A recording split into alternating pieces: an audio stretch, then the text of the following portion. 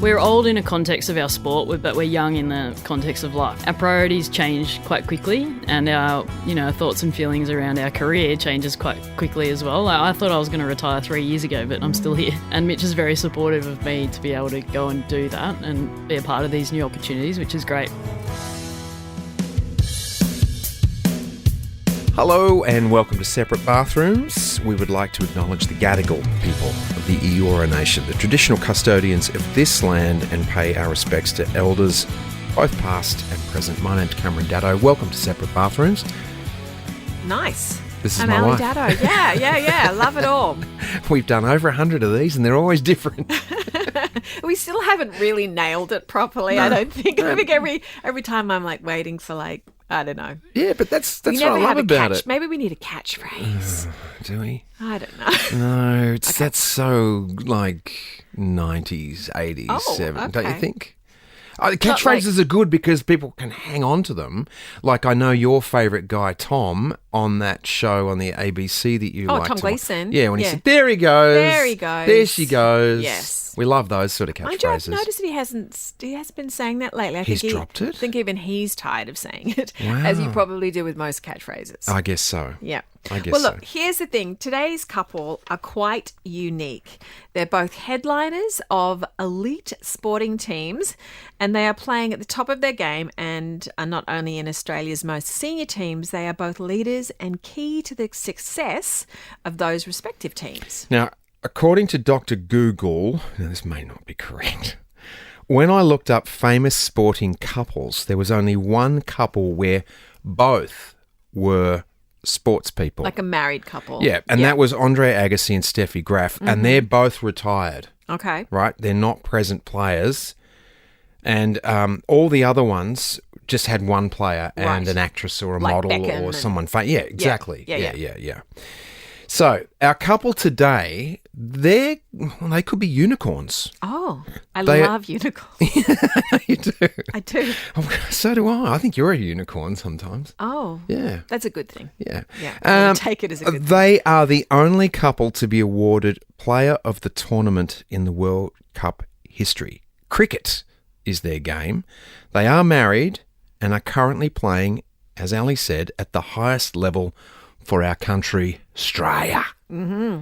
Let's meet Mitchell and Alyssa Starc. Welcome, guys, to the bathroom. Mitch, you're in, where are you? Bangalore, India. Mm. So, well, Bangalore looks good on you, mate. I've spent some time here. So yeah, I'd say so. We are a relationship podcast, so we get the first thing out of the way, which is, how did you two meet? Your turn to talk about it? Oh, okay, yeah. Yeah, I know. I do realise you have spoken about this, but there are a lot of people that have not heard of this story. Some might say it's a cute story. Others might just think that it's a little bit odd. But we actually met when we were 9 years old on the cricket pitch. We actually grew up playing cricket together. So Mitch remembers me a lot more than I remember him because I was the only girl running around there and he was one of 13 other boys that were a part of the team. So he was less memorable. But yeah, we actually met then and we played a lot of cricket together up until about under 16s. Both our dads were coaching us at one point in time and used to tag team in that department. And then we literally kept bumping into one another again once we started playing for New South Wales when we were about 18, 19. And lo and behold, we're going out. Next minute we're married. So here we are.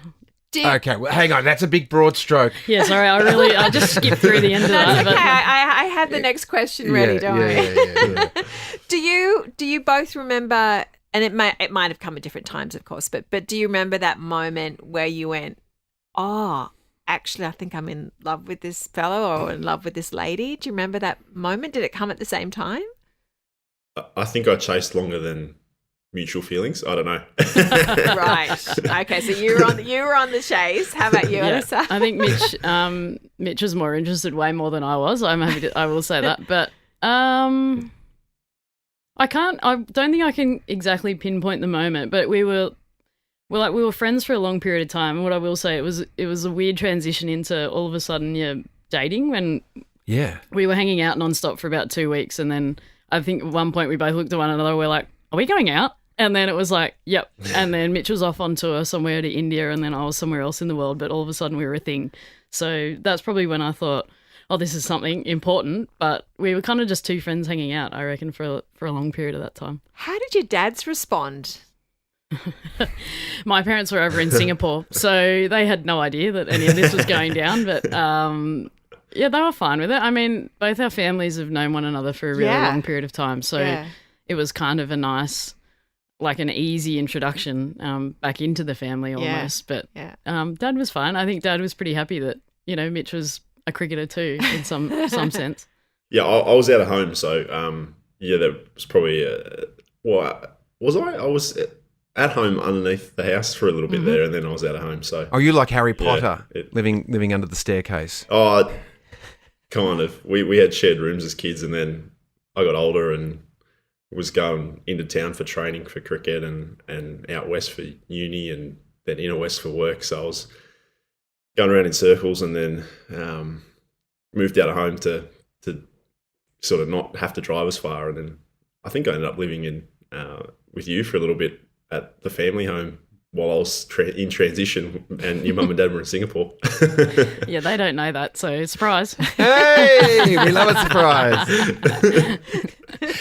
We asked about the dads. Ali said, how did the dads feel? What about mums? How was your mum, Mitch? Yeah, I don't think there was any secrets there. It was sort of, oh, yep.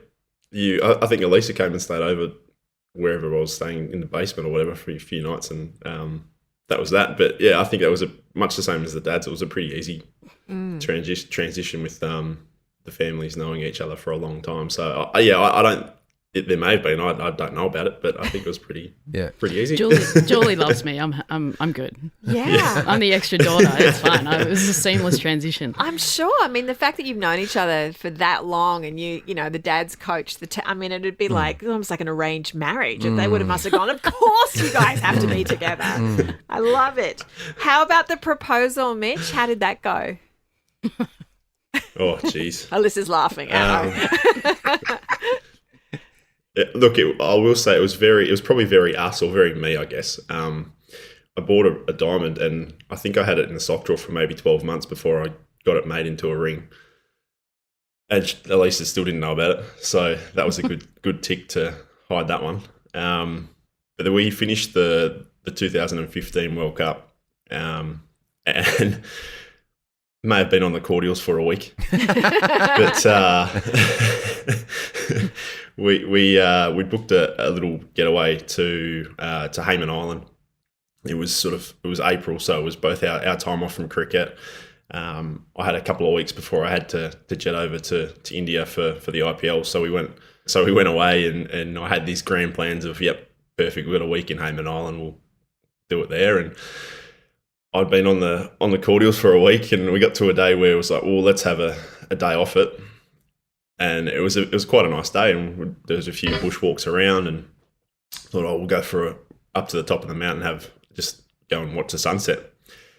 And being the nervousness that wrecking ball that I was, so I packed a couple of beers in the bag for the walk up, and I think that brought about a bit of a strange look from Alyssa. And then because we didn't have much with us, I was trying to hide the whole ring in the pocket and all that, and I think that sort of confused Alyssa a little bit. But anyway, we got to the top of the mountain when obviously I was that nervous that we walked too fast and beat the sun. So it's like, let's set up over here. And Alyssa thought there's a flat spot back here. I said, no, let's go over here. And then probably sculled my beer, I think, a bit too quick. And then by the time I got down on one knee, I nearly fell down the cliff. And I think it wasn't a yes, it was really? Yeah, it is. So it was very us, but got it done, and then had a lovely holiday. Tell you what, he was lucky because by the fifth day on the beers with the boys after they finally won a World Cup, when we won about 8 before them. You wouldn't know it from the press, though, would you? Yeah, that's right. And on about the fifth night that he was out, I thought, this is it, I'm done. Like, I don't want to see him anymore. And then next minute we were going on a holiday that weekend, and I was like, I'll give him one more chance, I suppose. But I was more grumpy at him because he didn't tell me where he was going somewhere. He was like, I've just got to go do some stuff this afternoon. And I was like, all right, well, we've got to do this, we've got to do that. And I didn't hear from him for ages. And I was like, what is he doing? Like, we're going away tomorrow. Lo and behold, he'd driven all the way up to the Central Coast to ask my dad if it was okay that he asked me to marry him, and drove back. And so by the time he got back, I was in some sort of hell of a mood.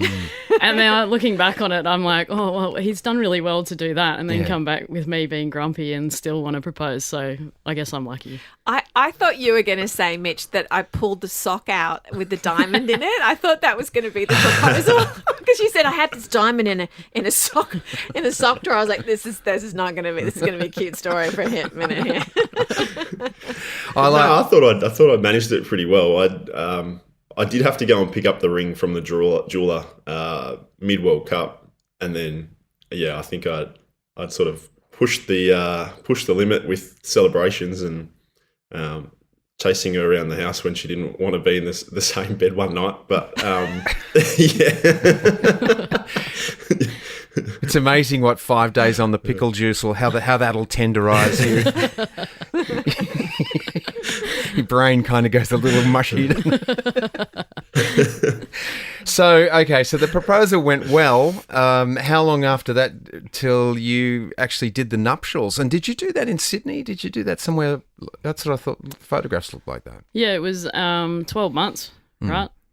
Between the proposal and cricket, unfortunately. Yeah. Gets in the way of a lot of things.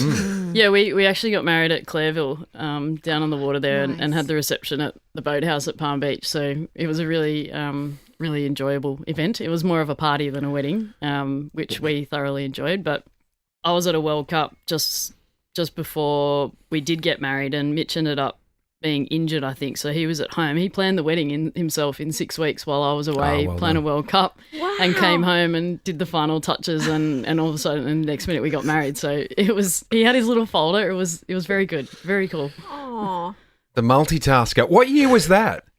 2016. Actually, I should have asked Alyssa that. I was waiting for you to answer. Your face, Alyssa, your face was like, oh. it's like, what? I got a bad memory. So on our wedding band on the inside has the date, just in case I ever That's forget. helpful. Yeah, Let me just check. I've also forgotten his birthday here and there, so I'm seeming like a real catch right about now. Right. Well, so I'm loving this podcast. Yeah. So based on your schedules and also the fact that you are like elite athletes in Australia, how do you maintain the relationship? Because clearly, you're both overseas at various times. You're on, you're off, you're injured, you're not. How do you make it work? I don't know. It's a funny one. I think a lot of people ask us that question, and I'm not sure how to really answer it. I mean, we're lucky nowadays. We have phones, right? We have the ability to FaceTime or WhatsApp or call one another basically any time of the day, and time zones don't exactly help us all the time, especially when I'm playing in one part of the world and he's playing in the other. You end up missing one another like sort of halfway through the day. But for us, it's just keeping it really simple. I mean, we chat about the important things, what's going on in our lives, and then making sure that we're supporting one another at the same time. I think that's really important, and we're in touch every day. We don't like call one another every day or FaceTime one another every day, but we still talk about the important things, and I think that's sort of what works, and it makes the moments when you're together, which is quite rare throughout the year, even more special. You get to spend the time together, but you still know what's going on in the other person's life. So I think it kind of makes it easy and it makes it more seamless, I think.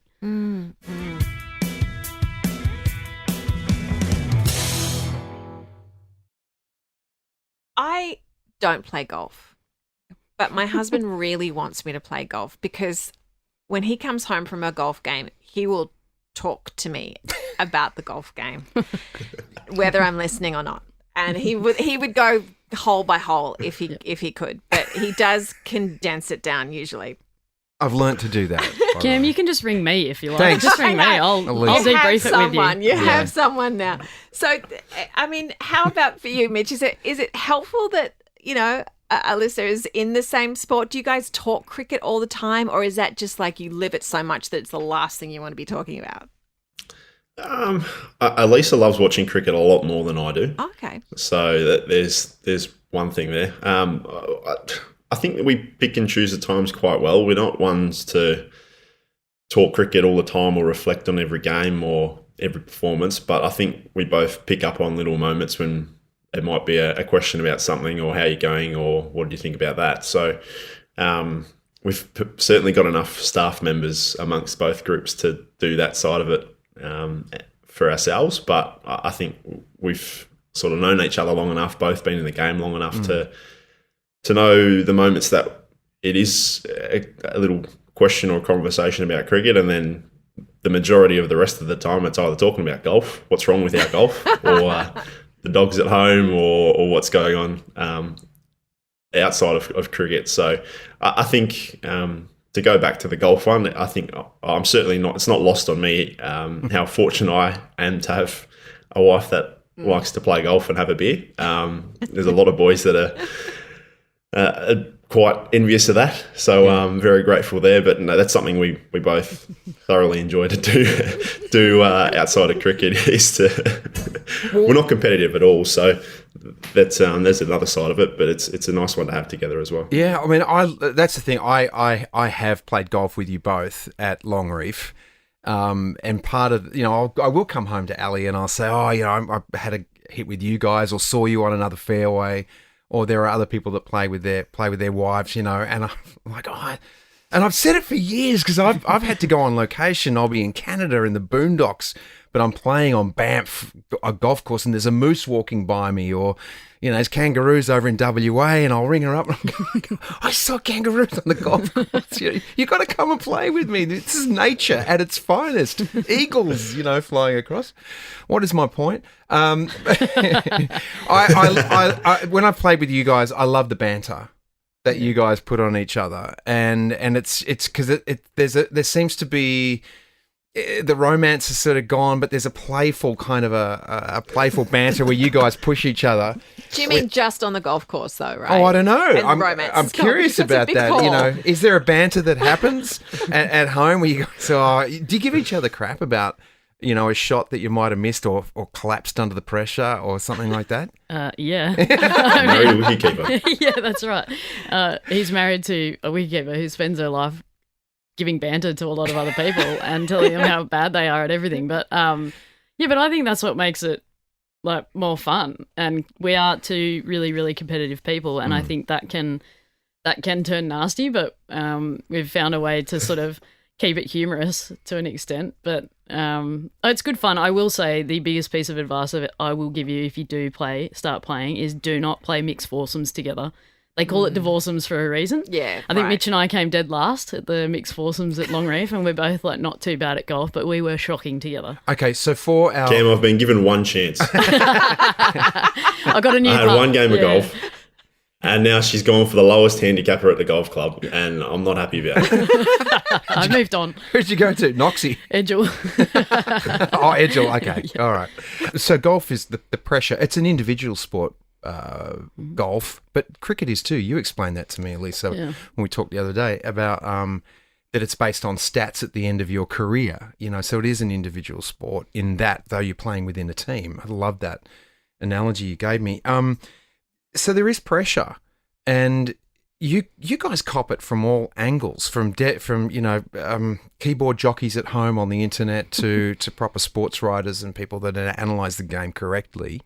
How do you help each other through times when things aren't going great?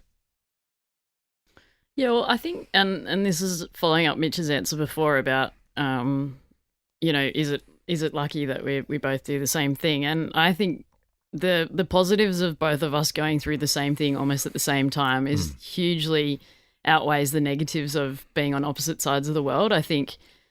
Obviously, the women's cricket team aren't under as much scrutiny and pressure as what the men's team perceive to be, but we both know what one another's going through, and I think the easiest way to help one another through that is to understand that. And I think we were already one step ahead because I know exactly what's going on, whether Mitch is going really well or it's actually justified that he's not going that great, and the paper is saying that. But I think the best way that we know how to handle that is to support one another through it. And also, if it takes a conversation about how to fix things on the field, then, we're both skilled enough to do that. But it's more so just supporting and making sure that mentally we're both fine. And it's water off a duck's back to both of us a lot of the time. It doesn't really bother us that much. I mean, for me, I think about the scrutiny and anything negatively written about me, about the game of cricket is such a positive thing for our sport, that people are taking it seriously and they want to dissect what I'm doing and telling me that I'm not doing a good enough job, which I think is amazing, because for so long, the women's game, it was all fluffy stuff. Yes, we won, someone did well, move on, next article, whereas now they're willing to write about it and scrutinise our performance, and I think that's awesome. So I see it as a positive, but yeah, sometimes, when it does get hard, it's just a tap on the bum saying, I know exactly how hard he's working and it'll turn around. It's a really good point. Anything to add to that, Mitchell? Yeah, I was just waiting for my opportunity. No, I 100% agree with all that. The other thing I'd say is probably we're almost chalk and cheese on terms of the social media stuff, and Alyssa's changed a little bit lately, but Alyssa was, being a wicketkeeper, she's happy to throw bombs out there or fight battles, and she's probably fought a few for me in that regard, and I've almost gone the other way and gotten off all of it and not really cared what's been said. So, Alyssa certainly loves fighting a few battles there, and as I said, has fought probably more than enough for me. But we've probably both gotten older and more experienced in that regard, and sort of, as Alyssa said, water off a duck's back there, but just focused on what's important, and the fact that we can go to one another for certain things makes it a lot easier and understanding as well. Do you give each other tips on how to play cricket? Do you ever go, mate, you should have done, I don't even know, I can't even try to do an analogy. I'm loving this. Go on. Go for it, honey. Finish that question. Mitch, just take one more step when you're bowling, or... or just, have a different angle on your bat, Alyssa. I don't know. Do you guys ever do that? Nope. Probably me more than Mitch. Mitch doesn't tend to offer me too much advice. I think he steers clear, but I can't help myself sometimes. I'm really? like, wrist position, or something you run up looks different or something like that, and I often get like a, yep, thanks. Like, yep, I appreciate that, thank you, but leave it alone. And I go, yep, okay. But we kind of leave that separate, because I've never bowled left arm fast in my life. Right. And Mitch has been a wicketkeeper in his life, so could offer some advice, but he didn't do it for very long. So we kind of just leave it to the experts. Didn't you take his position at school?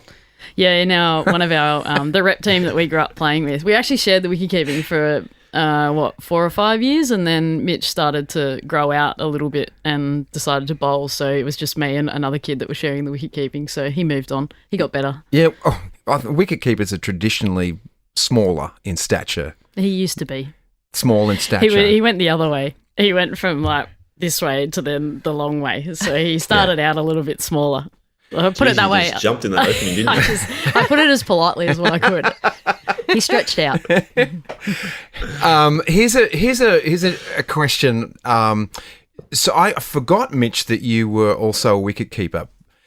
But I was thinking about your relationship. Would it be that, here you are catching, being a wicketkeeper, Alyssa, and Mitch is a bowler, so you're catching the ball. Is that the sort of the dynamic of the relationship too, where you're the catcher and Mitch is the action guy, throwing the darts? I actually think if you put it that way, it'd be the opposite. I'd be the fast bowler and Mitch would be standing there with the gloves on catching it. I think genuinely it'd be the other way around. And I think that's like our personalities. I think because I always wanted to be a fast bowler. I grew up wanting to bowl really fast and be that aggro one, and I was too short for that. And Mitch is the gentle soul that probably gave a little bit of lip behind the stumps but ended up being the big scary fast bowler. So it's it would be the other way around, which is quite funny when you think about it. I probably don't disagree. I probably didn't have enough chirp to be a wicketkeeper, and I probably clean up a few things at home. So yeah. Do you remember as kids? I mean, I just love that you played as cricket as kids together. I just think that's the coolest thing. Did you two ever turn to each other and go, "Oh, I'm going to play for Australia one day"? Did you talk about that as kids and dream that big? I think Alyssa was always probably, or at that stage, was a lot closer to that than I ever was thinking. I don't think either of us sort of thought it. That might be different, but Alyssa progressed a lot quicker than what I did, I guess, or was a lot better cricketer than I was at that time. So I didn't think that till very late on in the piece. So I think Alyssa went into women's cricket or for New South Wales quite early. So that the potential there was a lot sooner and probably a lot bigger than where my mind was thinking anyway. It was just about playing cricket and having fun with mates and on the field or at school or in the backyard. So that's the extent of Worked where my out for you, cricket Mitch. thought was going to go. It's done all right. I think I was just there for the afternoon tea, so I was just having a good time. So Yeah, but you also, your uncle was also the captain or the wicketkeeper of Australia too, and your dad played as well. Yeah. So you clearly had a clear mentorship in front of you, going, "This is what I can achieve." Whereas Mitch, did your folks, or did you have anyone close to you that was playing in the upper echelon like Alyssa did?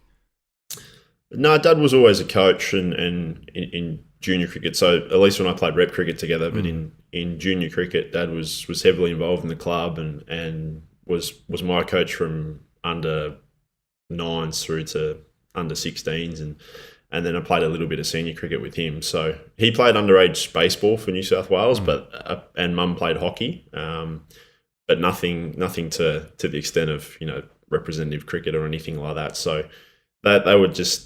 Both Mum and Dad were very supportive of all the kids of what they wanted to do, whether it be 5 days a week at cricket in 3 different teams, or baseball, t-ball, netball, whatever we all thought we wanted to do. It was a lot of kilometres in the car, and that was something we were very fortunate for. But I don't think it was, as I said, until late in the piece that I thought. I was probably in a contract before I thought I could do anything like that for a living. Yeah. Right.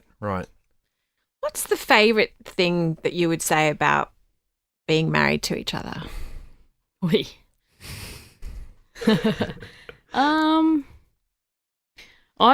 just reckon it's fun. Like, people laugh and say, like, it's a lot of people generally over the age of 45 say to us, "You've got the perfect marriage," because you never see one another.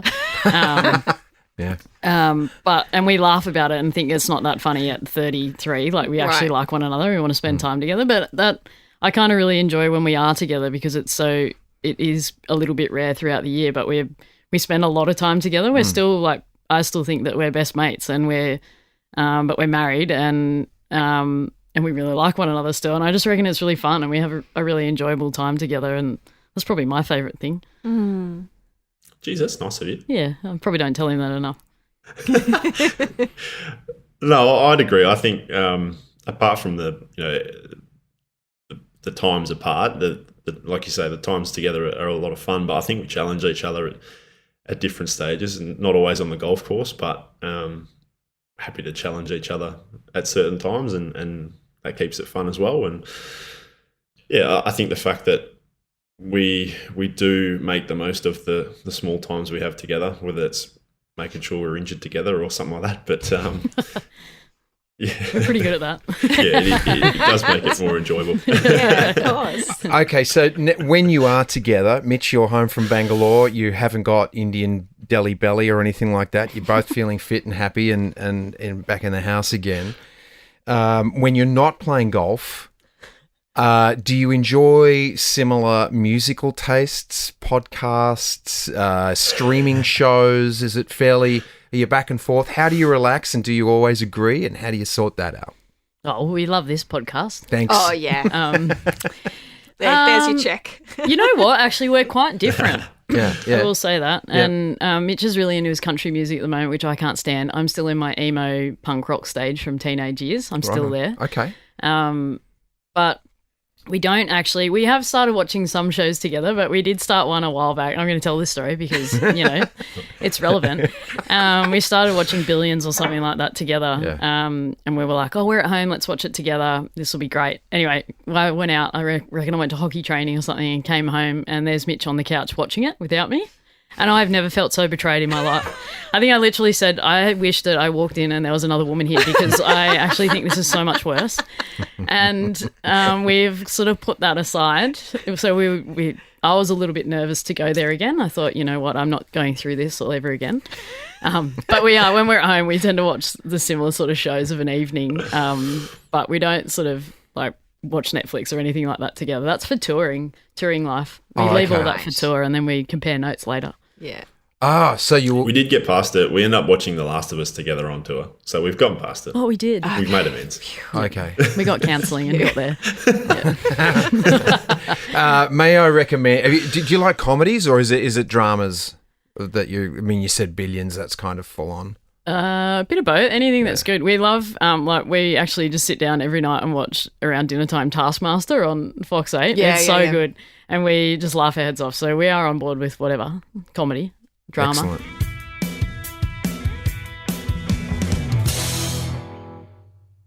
As a couple, do you have you set specific goals for yourself as far whether it's sport or life, or do you sort of sit down and go, here's the grand plan, this is what we want to do together, or not?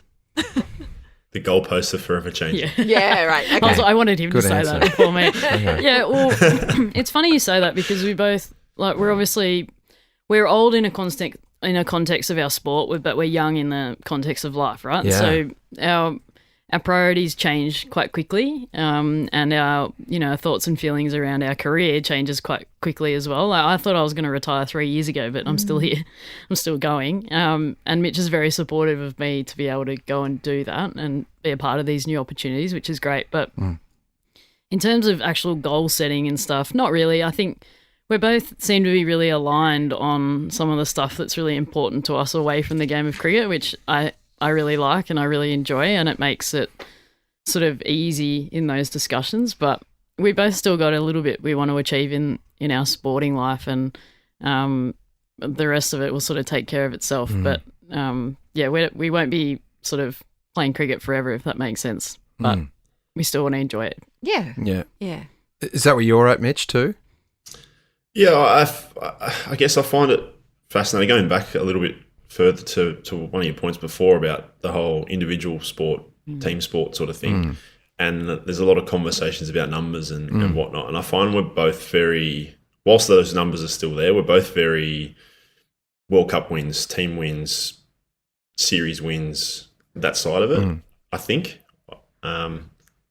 In relation to Alyssa tells me how many times they've won a World Cup. And so not so much in terms of what you've done, but in terms of team stuff. And obviously Alyssa's now captaining the team, so she wants to, push that to some direction. And I very much love being a part of this team. And I'm now one of the old blokes and having a few young guys come through and try and sort of, in a sense, have them under the wing and help them along as well. So I think we're both of similar mindsets of the time will be right when we feel like we're not leaving a big hole potentially. And so it's not so much, look, I want to take this many wickets or score this many runs or play this many games. It's, right, there's someone there now that can take over and we'll go off into the sunset. Yeah. Yeah. I was actually going to ask, can you even afford to, at the level that you guys are and the professionalism and the standard that you have to get to and then stay at, and you're both kind of, I mean, I know you said in April that's your time off, but it's pretty much 12-month sport now, isn't it, really, around the world, and you're playing tours everywhere. Can you afford to even go, oh, what's life after cricket? You just have to sort of keep focusing on the moment and taking care of yourself for what you're about to do the next day. No, I think you can, because, I mean, the reality of it is that, I could fall down the stairs leaving this podcast and never play cricket again. So I think there has to be some element of thought and planning going into what does life look like after cricket. And I think we've both actually been really switched on to that. And whilst, it's not set in stone, but we both have ideas about where we might be and what we might want to do. And I think that's really important, and we talk about that quite a lot, and we're pushed to talk about that quite a lot by some really important people around us, which I think is a great thing. Yeah. But you're right, I think it is a 12-month of the year sport at the moment, and sometimes you might get a little week break here or a 2-week break here, and you just completely switch off and unwind, and I don't want to think about doing a uni course or submitting an exam or going to catch up with a mentor and talking about life after cricket. I just want to switch off completely and go and play golf or go for a swim or whatever it might be. So, there's times where you need to, and then there's times I think you just need to switch off completely and make sure that you're mentally fresh to actually go out there and perform at what you need to do. Yeah. Yeah. With the success of the Matildas and particularly like just how Australia fell in love and got behind them, have you noticed a shift now for women's cricket? Has there been more attention? Is there, God help, please, more money for the women cricketers? But has it gotten more attention due to the Matildas, or is it just gaining momentum anyway? It's a delicate one for me to answer because I actually think that cricket's been at the forefront of it. I think cricket's been the one that's driven a lot of the conversation about women's sport. We've invested a lot in the right areas to grow it, and I mean we're about to start the WBBL, the 9th season of the WBBL, and that is a competition that's continually grown and grown and grown year on year, and has done some amazing things for not only cricket here in Australia but around the world, and giving players opportunity to come and play here. So I get a little bit bitter when we talk about the Matildas, but as a fan of sport and women's sport in this country, I think what was achieved at the World Cup earlier this year and the way that the country really got behind the Matildas was something that I think we can all take a lot of hope from, that, people are willing to support and willing to jump on and support our country in particular, but also really fanatical about sport in this country. So I think all the sports can learn about how they marketed the Matildas and how they marketed the World Cup to ensure that they get the best out of their sports as well. But look, I wouldn't say we're riding the wave. I think, you look at what's happening in netball at the moment, which is really sad, and they just won their 12th World Cup earlier this year, didn't get paid a cent for winning, and no one even heard about it. They flew back home to absolutely nothing. So it's not all glossy everywhere, but in saying that, just having people talk about women's sport, I think is really important, and for the Matildas to help grow that, I think was really special to see. Cool. Big summer of cricket coming up. Are you both looking forward to what that might hold? You'll be coming home, Mitch, of course. Yeah, it's hard for, certainly for me, to look too far ahead. Yeah. I think the times I look ahead are to almost try and align schedules or see where each other are at certain times. But yeah, I think the next 6 months for both teams are incredibly busy. We come straight back home into a summer. The girls are about to start arguably one of their busiest 6 months they've had, with a couple of series at home. They've got the WPL. They've got a World Cup in Bangladesh, or tour in Bangladesh. Tour. World Cup. Tour. Bangladesh is the World Cups later on.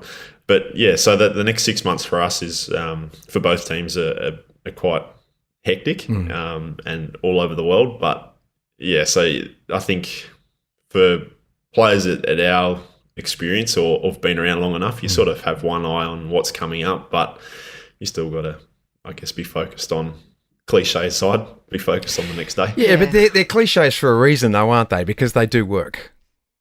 You know, they do. Yeah, one brick at a time, one step at a time. And I guess that's what I was referring to before. When you are in the midst of something huge, can you even afford to look ahead, to be making a plan when, I have to be on my game tomorrow, or tonight, Yeah, well, I mean, and that's the funniest part, right? I just even reflect on you guys chasing us to do this podcast, and I couldn't even give you an answer like a month out as to whether that date would work or not, because we're still focused on what we're doing, and something might pop up. So it makes it challenging, but it makes it enjoyable too. Yeah, my career used to be like that.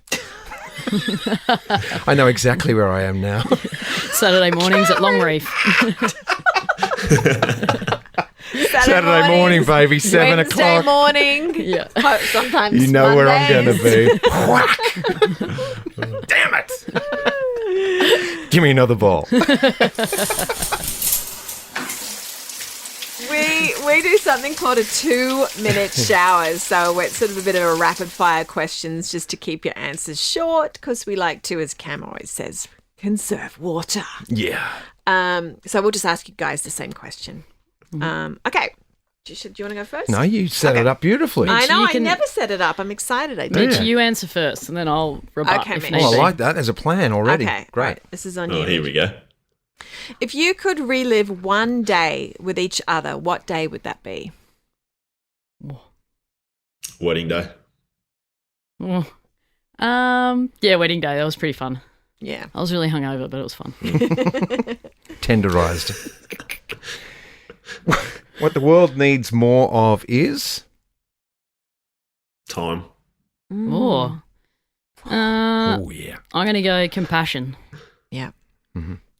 What about your relationship makes you feel the most grateful? I was going to say golf. The love for one another. Yeah. Oh, it's got gooey. I'm gonna. Alyssa's going golf. Yeah. I'm actually gonna go. The support that I get from someone to be able to go and do what I do, like unrestricted. I'm very, very grateful. What does your perfect day look like? Well, here we go. Oh,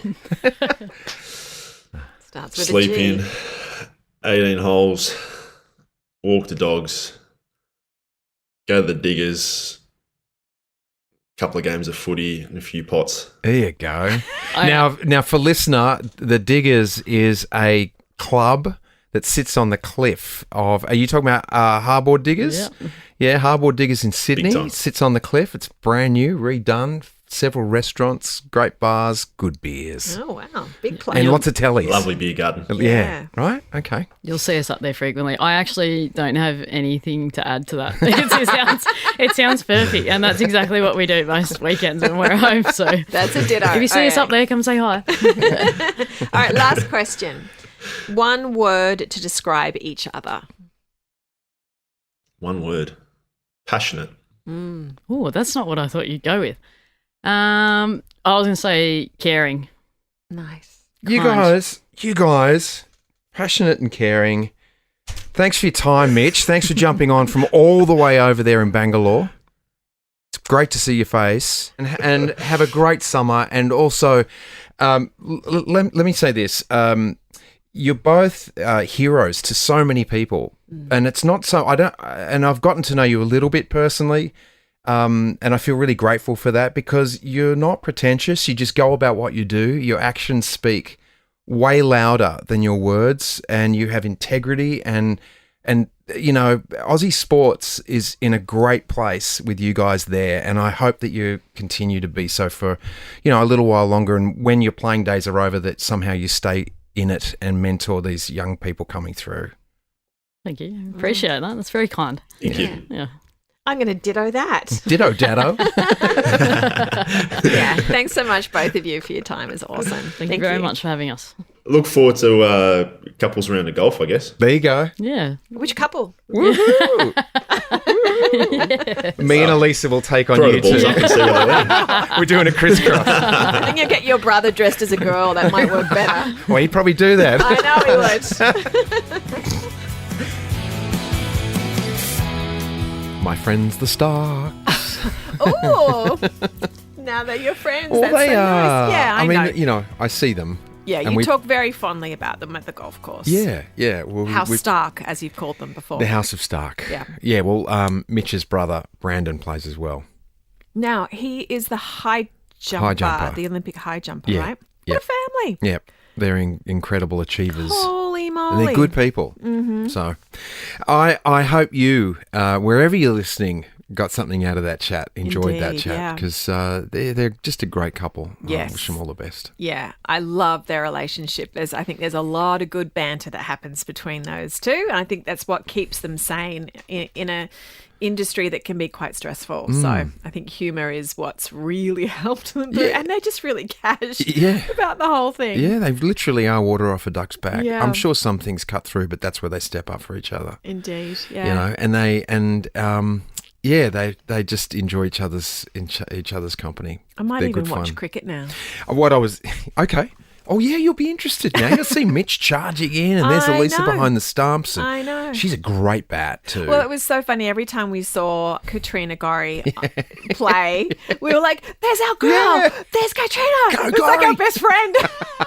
Now I'm going to be like, there's Alyssa. Yeah. There's Mitch. We know them. We know them. Yeah, and I was going to say too, the fact that they are alone, a lot of they spend quite a few weeks away from each other Yeah. when they're on tour, and I was relating to that, going, when I've in the past, not so much in the last couple No, of you're years, around but all the time. well, luxury escapes. I've been away a couple of months this I year. know. No, yeah. But always makes coming home that much better. I know there's always an adjustment period for the first 48 hours or so. Yeah, see, the difference is that Alyssa goes away as well. Like, whereas I never went away. It was always just you going away. That's the difference. So rude. I know. So cruel. I know. I have all these great experiences. Stop. Experiences like this podcast. Now we're together all the time. We'll catch you on the next one. Thanks for listening.